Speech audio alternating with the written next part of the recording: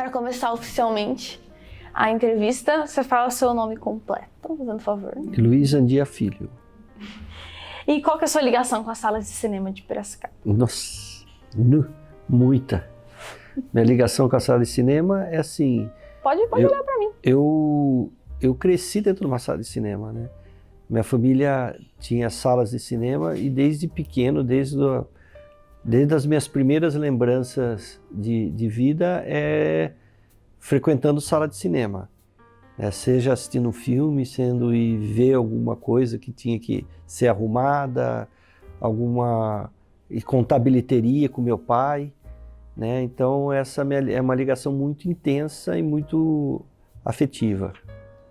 Entendi. E você, né, hoje em dia não tem mais cinema de rua, só cinema de shopping. E o que você acha que os cinemas de shopping têm que os cinemas de rua não têm? O cinema de shopping, ele faz parte de uma programação. Você vai no shopping por lazer, né, fazer compra, almoçar e ir no cinema. Então, esse é um fato.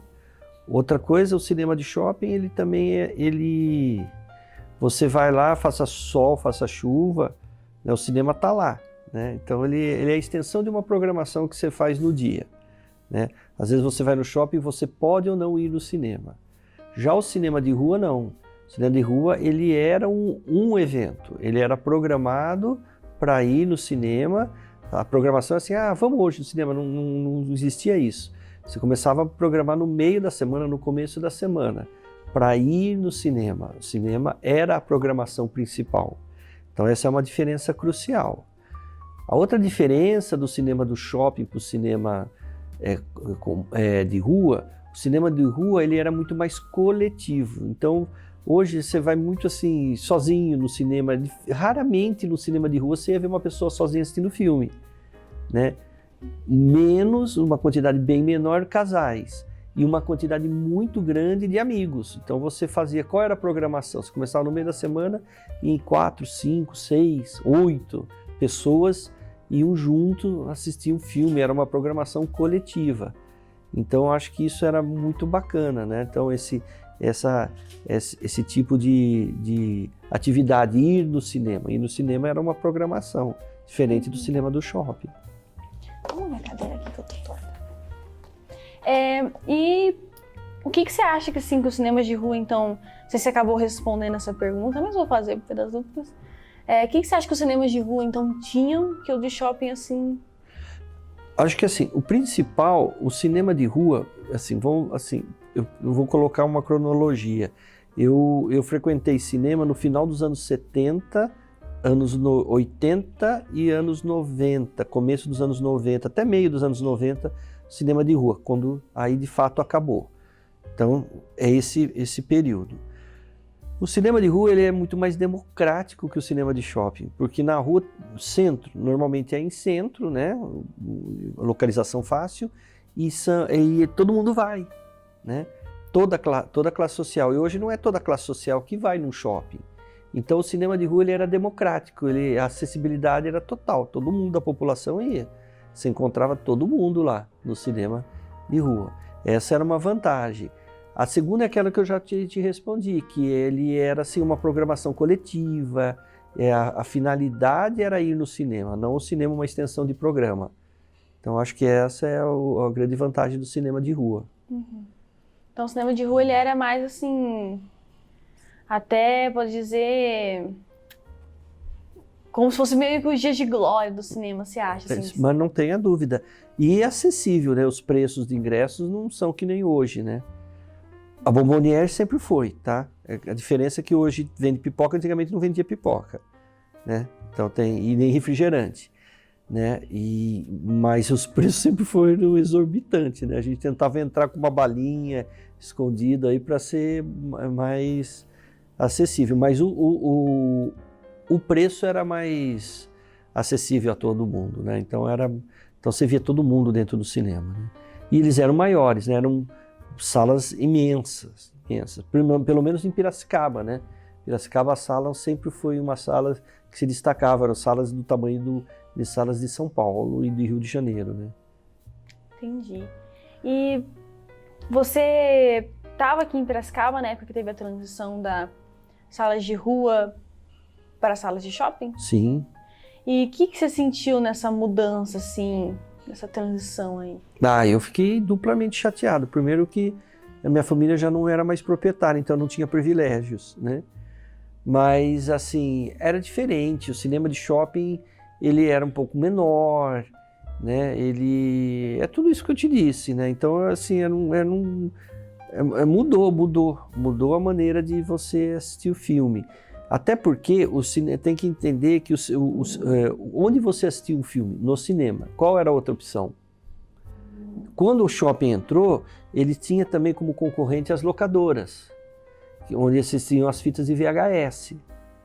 Então, o cinema já não era assim uma finalidade em si, porque você podia assistir um filme em casa, né? É lógico que hoje, com as plataformas de streaming, você pega um lançamento, em 2 meses ele está na plataforma, às vezes menos que isso. Na época do cinema de shopping, que você tinha locadora, demorava um pouquinho para chegar na locadora, mas você tinha essa opção de esperar e assistir em casa. Com as fitas VHS, começou Betamax, depois VHS, né? Você tinha essa opção, depois veio o DVD, né? Com as grandes redes, tipo Blockbuster, etc, né? Mas você tinha essa opção. Agora, quando era cinema de rua, ou você assistia no cinema, ou você assistia na TV Globo 10 anos depois. Não? Então, era essa a diferença. Então, foi muito... Não foi... Perde um pouco o glamour que tinha. Apesar de ser muito bom, hoje tem as multiplex da vida, as salas gigantescas, né? As salas VIP, né? Que foi uma coisa muito recente, mas ele perde aquele glamour que ele tinha no cinema de rua. Entendi. E quais eram os hábitos mais comuns assim, das pessoas que frequentavam os cinemas de rua? Hábitos em que sentido, assim? Que hábitos de ir? Como era o comportamento das pessoas no cinema de rua, assim?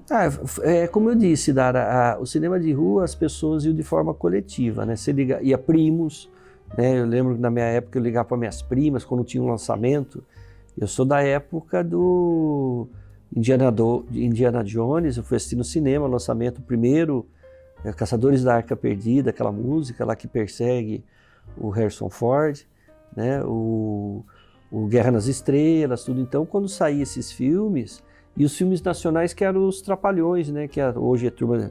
Hoje não, nem tem mais turma do Didi, mas antigamente eram os Trapalhões, que eram os campeões de bilheteria, né? E os clássicos que saíram também nos anos 80. Mas, por exemplo, então a gente ligava para um primo, para um parente, para um amigo, né? E ia todo mundo no cinema, aquela galera, ia 8, 10. E aí um detalhe interessante, né? Não existia poltrona marcada, não tinha numeração. Então era aquele Deus nos acuda, né? Abria, a hora que abria para entrar, entrava aquela galera, um pulando em cima do outro para poder ficar todo mundo meio que junto, né? Porque não tinha poltrona marcada. Então, mas era a programação do mês. A gente sabia, como é que a gente sabia? Isso é uma coisa interessante. Os cartazes, né? Você entrava no cinema, tinha os cartazes do filme. E tinha um espaço que mostrava o cartaz do próximo filme. Então você sabia quando ia entrar o próximo filme com os cartazes do cinema. Depois saía nos jornais, né? Mas sempre você sabia a novidade que viria no cinema. Aí, quando tinha o cartaz, tinha o trailer também. Então, antes de começar o filme, né, hoje também tem o trailer, a gente tinha... Era tipo um ritual, né? Passava a liberação da censura, lembrando que anos 70 e anos 80 a gente estava na ditadura militar, então sempre tinha um aviso da censura que aquele filme estava liberado pelo censor, o nome do censor, que era a pessoa que liberava o filme. Depois tinha uma propaganda que era o Canal 100, que dá para ver no YouTube, o Canal 100, que tocava uma musiquinha e passava alguma coisa nacionalista, em função da época que a gente vivia, né? Então, ou um futebol, ou uma grande obra do governo, tal, mas era legal o Canal 100, uma narração de uma voz forte, tal, assim. E aí vinha o trailer do filme que viria na sequência do cartaz que estava exposto. Então tinha toda uma lógica, né? Aí depois começava o filme. Então era assim que funcionava. Que legal. E você chegou a frequentar o Cinearte? Sim. Foi o último cinema, né? Se não me falha a memória, ainda com as máquinas do Rivoli. Foram para o Cinearte. Né? Foi o último cinema e depois fechou depois de uma enchente, também não me lembro, um negócio assim. Mas o Cinearte, ele ficava atrás do teatro ali, Losso Neto, que é o teatro municipal, era uma sala menor e o próprio nome já diz o intuito do cinema, né? Eles passavam filmes fora, não era tão comerciais, né? Posso citar um que me marcou muito, que é o 1984 de Orwell. Eu assisti lá no Cinearte. Foi um filme muito marcante para a época e imagine, em 80 e pouco, né? Orwell já ditava esse mundo que é hoje, da maneira dele. E passou no Cinearte. Só que daí no Cinearte você já ia em grupos menores ou casais, você via pais de amigos, você encontrava com pessoas mais velhas, né? E era uma sala menor. E para se assistir filmes que não eram fora de catálogo, mas você queria assistir numa tela grande, né? E você lembra, assim, tem alguma coisa assim, que mais te marcou assim, nesse cinema? Alguma história? No Cinearte? Lembro, sim. Tem uma que me marcou bem forte. Eu não me lembro o nome do filme, mas era um filme japonês. E que... era a maior polêmica sobre esse filme, mas a gente não sabia muito pouco, não é que nem hoje você tem uma sinopse muito grande. E aí eu fui assistir esse filme, encontrei vários pais de amigos, como eu disse, né, que a gente encontrava, só que o filme era extremamente pornográfico. E ficou extremamente constrangedor na saída do cinema, ninguém olhava, porque não é que nem hoje a pornografia, né, não era tão explícita, era, mas assim, de outra forma, né? E o filme era extremamente constrangedor, até difícil de entender porque que o diretor, a produção fez aquele filme daquele jeito, né?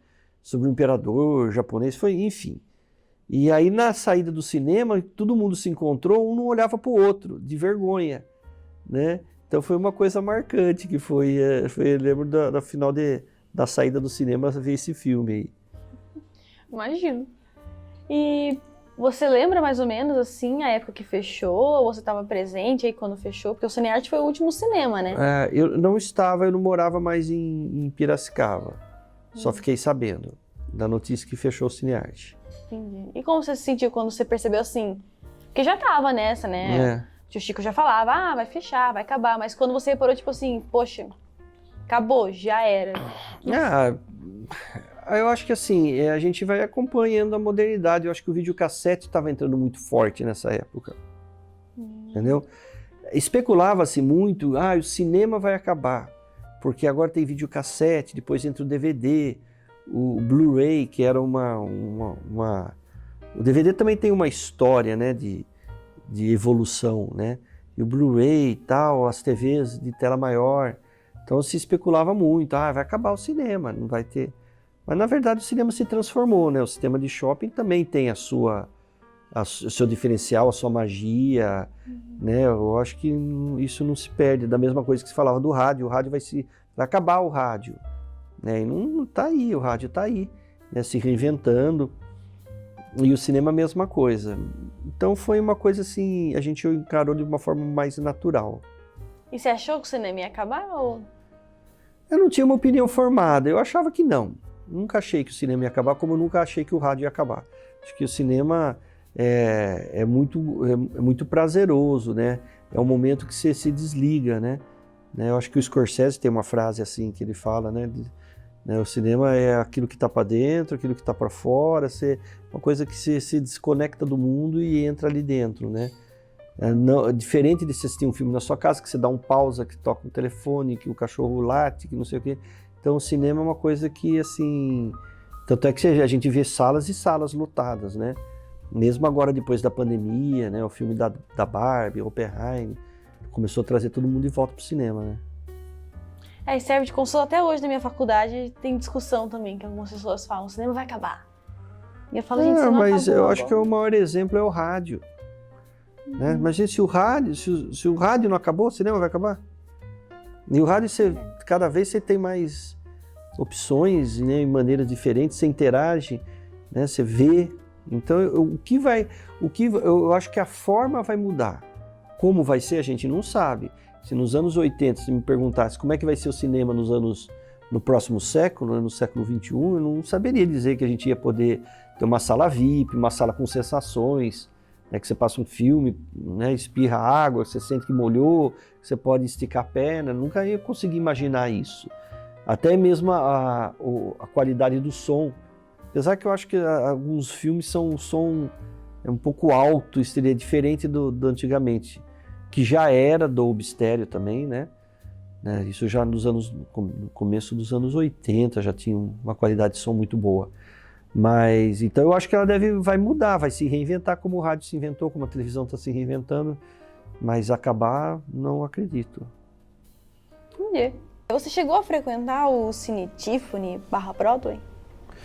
Muito pouco, sabe por quê? Assim, os lançamentos, assim, os melhores lançamentos eram no Rivoli, Politeama e Rivoli.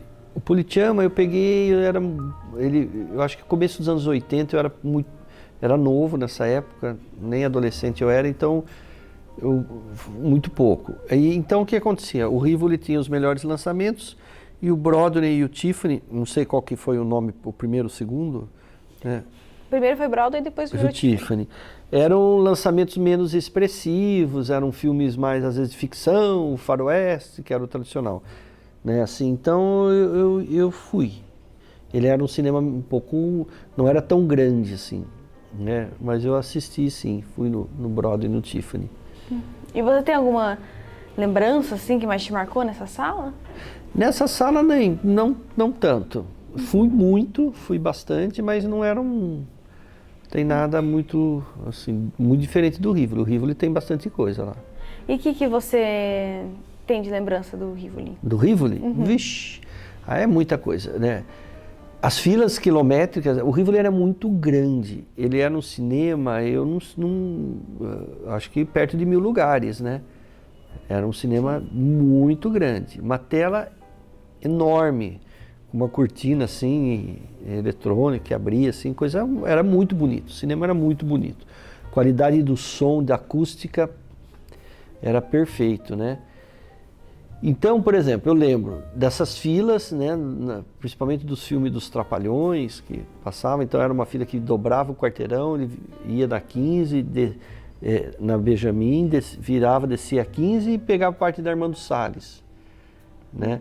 O pessoal saía por baixo quando era filme muito... Porque você podia sair por cima ou por baixo. Quando era filme muito lotado, abria-se a saída por baixo. Então você saía pela avenida. E a fila de entrada às vezes chegava perto da porta de saída, que era do outro lado. Dava a volta no quarteirão. O pessoal ficava no sol, naquela muvuca, né? Turma passando de carro, você não tinha onde estacionar.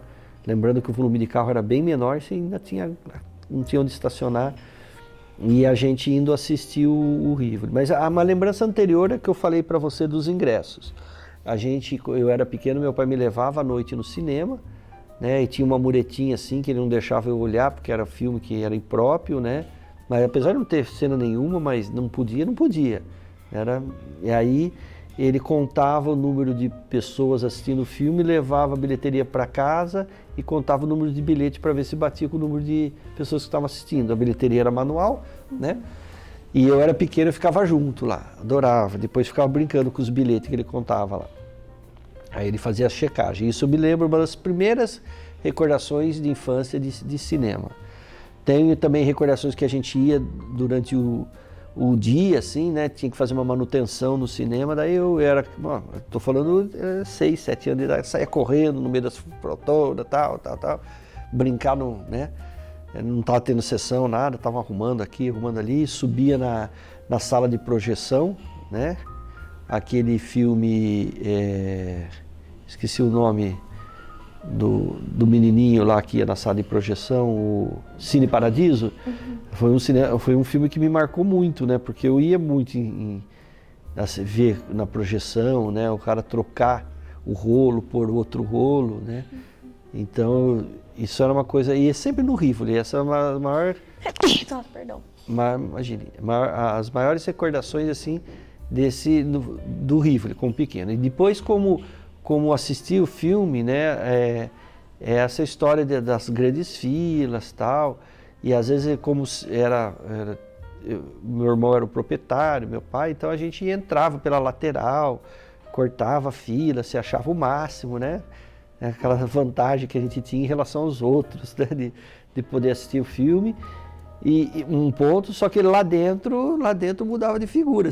Como eu disse numa parte, a gente não tinha local marcado, então a gente já ficava atento, porque acabava o filme, a pessoa da limpeza fazia uma limpeza rapidinha, né? Para poder começar outra sessão, a gente já ficava atento, os amigos já criavam aquelas mostras, você vai para cá, já entrava e já ia para um canto para tentar pegar um lugar bom e onde pudesse o máximo dos amigos junto, né? Nem sempre dava, ficava dois meio separado, a galera junto, né? Essa é uma recordação. Uma outra recordação que eu nem sei, eu acho que hoje não me recordo que tem no cinema, é o Lanterninha. Acho que não tem mais Lanterninha em cinema, né?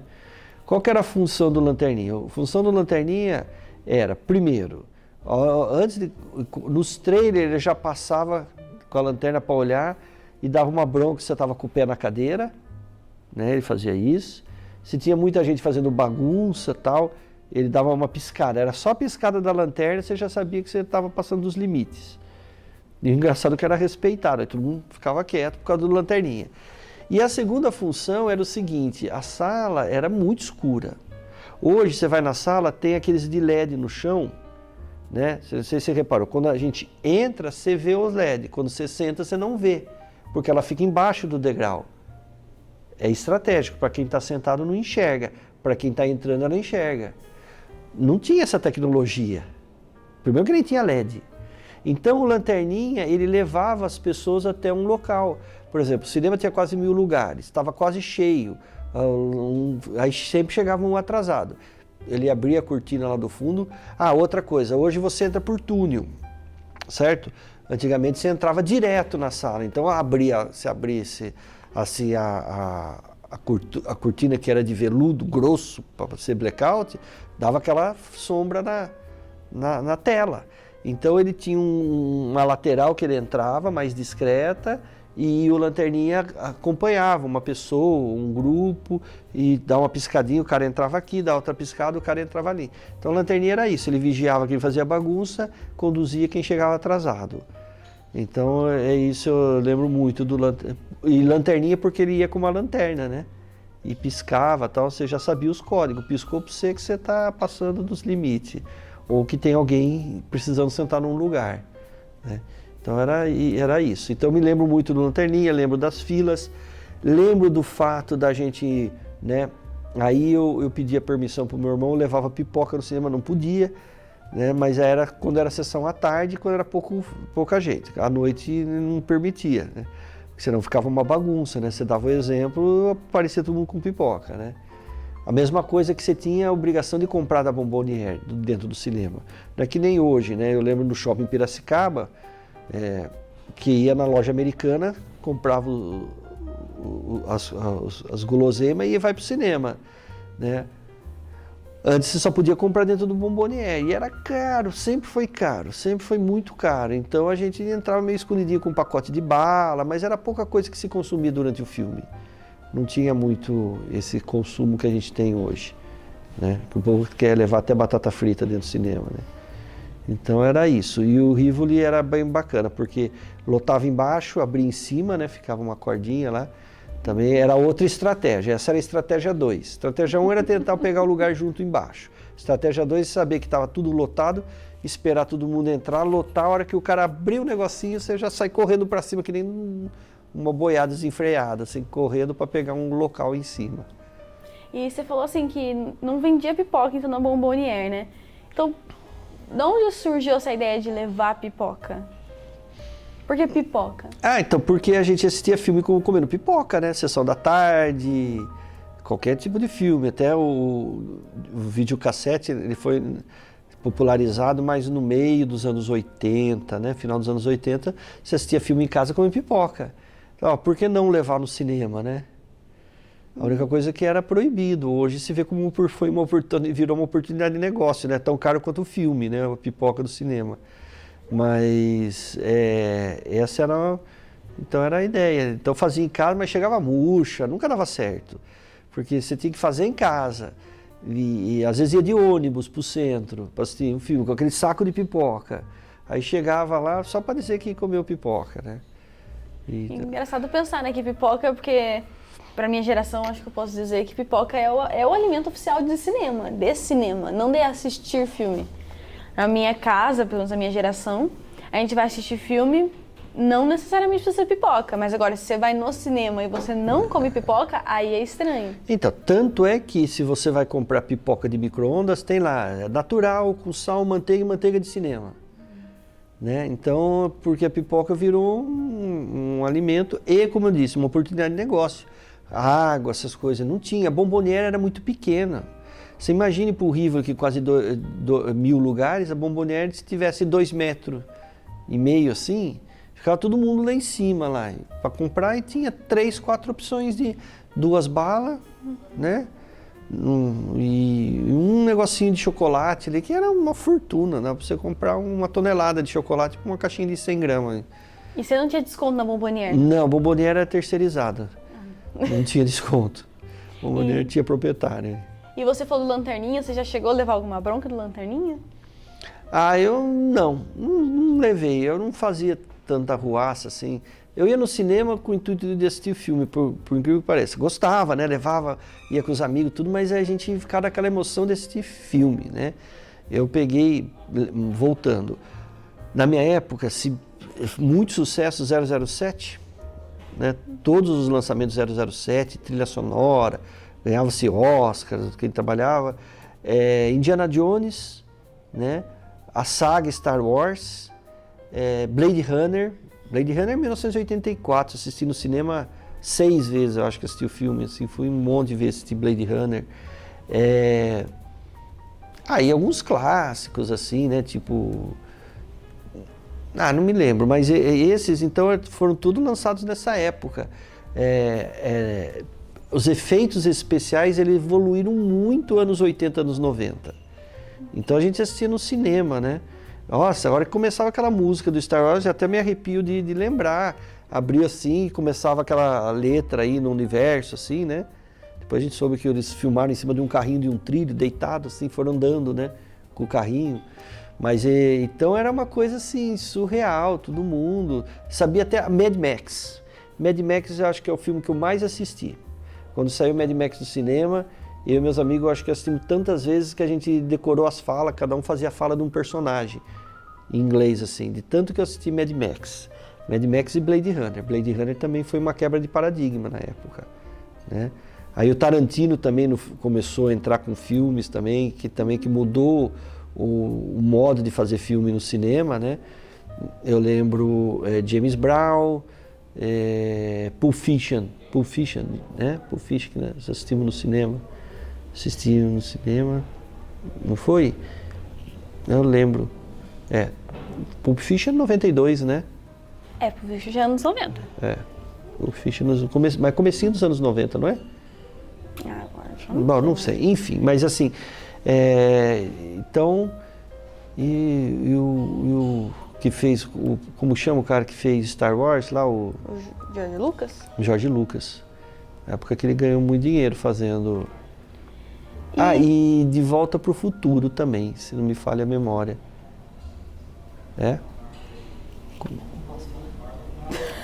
Só para ir.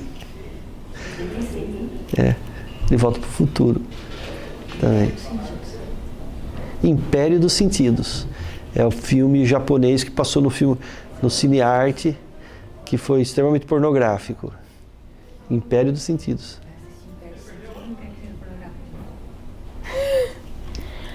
E quais filmes, assim, você, então, não chegou a conviver muito com o Brother e com o Tiffany, né? Era bem mais o Rivoli. Tinha algum além deles, assim, que você frequentava muito, ou na sua época era mais esses, assim? O quê? Cinema? De salas, assim. O Rivoli, né? Não, era mais esse, assim, não tinha outro que você lembra, porque... O Rivoli e os Tiffany. Mas o Tiffany, como eu falei, era filme não tão, assim, de cartaz. Era lançamentos, mas não eram filmes, assim, muito expressivos. Ia pouco. Esses filmes, agora essas salas mais antigas, tipo Plaza, Paulistinha, Politeama. Não era da minha época. O Politeama eu lembro da fachada do Politeama, muito pouco dentro. Ele já, acho que começo dos anos 80 ele acabou, né? Final dos anos 70, não lembro. O Politeama, eu imaginei que nenhum desses ia ser um da sua época, assim. Sei história lá do Plaza, né? Foi aquele que caiu, como que chamava? Plaza. Mas é aí a história que todo mundo conta, né? Que caiu, né? Que meu irmão e meu pai estavam dentro, era quase que dentro, né? Era lateral ali, eles tinham o escritório e saíram pelo duto do ar e tal, só 4 pessoas sobreviveram, né? 2 delas eram meu pai e meu irmão. Mas que foi um cinema com um lançamento extremamente cinematográfico, lançamento. Mas eu não só sei de história, mas eu frequentar mesmo foi o Rivoli, o Tiffany e o Cinearte. E umas perguntas mais rápidas, assim, de bate e volta, assim, pra ir finalizando. Você vai ao cinema hoje em dia? Agora estou retomando, depois da pandemia. Né? Fui assistir agora o Pobres Criaturas. A única coisa que eu acho que agora os filmes estão muito mais longos, né? Então, nossa senhora, não sei. Ainda estou me adaptando a esses filmes longos, mas eu gosto de cinema, assim. Quero voltar ao hábito de frequentar o cinema. Agora, hoje em dia, assim, com que frequência você vai? Então, como eu disse para você, depois da pandemia, agora que eu estou retomando, muito pouco. Mas a ideia é voltar a assistir filme, sim. No cinema é muito... Não tem outro lugar melhor que assistir um filme do que no cinema. E com que frequência você ia, assim, na sua época de ouro de ir no cinema? Com que frequência você ia, assim? Uma vez. Na adolescência, dependendo do filme, 2, 3 vezes por semana, às vezes. Dependendo, não é tudo isso, não. Uma vez por semana, mas uma vez por semana eu ia, tranquilamente, no cinema. E hoje em dia é é difícil, muito pouco. Como eu te disse, esse ano eu já fui uma vez. É muito pouco, né? Mas, assim, a intenção é frequentar mais. E a época que você ia mais no cinema, então, era a sua adolescência? Adolescência. Onde o cinema, como eu disse, era um programa. Adolescência? Não era na adolescência? Faculdade. Na época de faculdade também ia bastante. Mas não em Piracicaba, né? Eu ia na cidade que eu morava, também cinema de rua, né? Onde eu fui fazer faculdade, também lá também, assim como Piracicaba que tinha o Cinearte, lá tinha a sessão Zoom, que era de quarta-feira à noite no cinema. Eram outros cinemas de rua, do mesmo, muito parecido com a configuração de Piracicaba. E então, na época de faculdade, eu ia bastante. Na época eu namorava e tal. E na infância você não ia? E na infância eu ia assistir os Trapalhões, ia assistir. Aí dependia de tia, de mãe, levar, de ir com algum parente, né? A gente era pequeno, não podia ir. Então, mas na adolescência que eu tinha autonomia, eu ia bastante. Entendi. E o que significa para você ver um filme no cinema? Significa deixar todas as preocupações na entrada. É se conectar com outro mundo, se conectar com o que está acontecendo dentro da tela, deixar de ter preocupações. É um desestresse, é uma maneira de se sentir mais leve e menos estressado. Entendi. E tem alguma outra história assim que você... Do cinema, que eu me lembre? Eu acho que são essas, viu, Dara? Não me lembro mais de história do cinema, estou tentando lembrar alguma coisa diferente. Mas acho que eu já te falei, essa de assistir os filmes com turma, assistir no andar de cima, de poder levar pipoca. Eu acho que é dos Lanterninha. Eu achava o máximo, acho que eu era criança quando eu vi pela primeira vez o Lanterninha, eu falei, nossa, acho que eu cresci essa Lanterninha. Uma coisa legal que você pode iluminar do jeito que você quer. Coisa de criança aí. E o que significou para você voltar aqui depois de muitos anos, vou falar quantos, voltar pra Piracicaba, né, que você não tá mais morando aqui, voltar pra Piracicaba para falar sobre os cinemas de Piracicaba num documentário feito pela sua filha. Nossa senhora, uma emoção muito forte. Estava falando ontem para sua mãe, da minha esposa, quanto foi, assim, eu não via meu irmão há quase uma década, minha irmã muito pouco, né, porque ela mora do lado da minha mãe. Então, assim, uma reconexão de família, assim, muito maluco. Falou que o mundo é muito estranho, né? Se há 20 anos atrás falasse, né, que eu tinha bastante ligação com meu irmão, mais ligação do que eu tenho hoje, né? Falasse assim, daqui 20 anos, daqui 30 anos você vai estar voltando aqui, tua filha que está terminando o cinema, virando uma cineasta, vai entrevistar seu irmão, eu ia rir. Eu falava, não é possível, será? Não sei, será que eu vou ter filho e tal? Então esse fato, esse lance, foi uma reconexão de família aí, de um ciclo, né? Que eu acho que tinha que acontecer, foi muito bacana. E entrevistar também meu irmão também é uma coisa surreal, né? Ele não dá entrevista para ninguém, não atende ninguém na casa dele, né?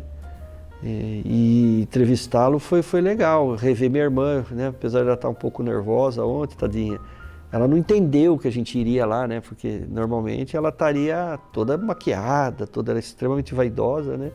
Acho que ela não entendeu direito o que ia acontecer. Mas também foi legal revê-la, né? Tinha uma outra irmã minha, mas já faleceu, né? Que tem a idade deles também. Que se estivesse viva, provavelmente você ia fazer uma entrevista, né? Então foi reconexão com a família. Legal. E para finalizar então, pedir só para você olhar para a câmera, para a gente tirar uma foto. Então só olhar. Você tá com as mãos assim na foto, é o objetivo. Ops. Me dá um sorrisão.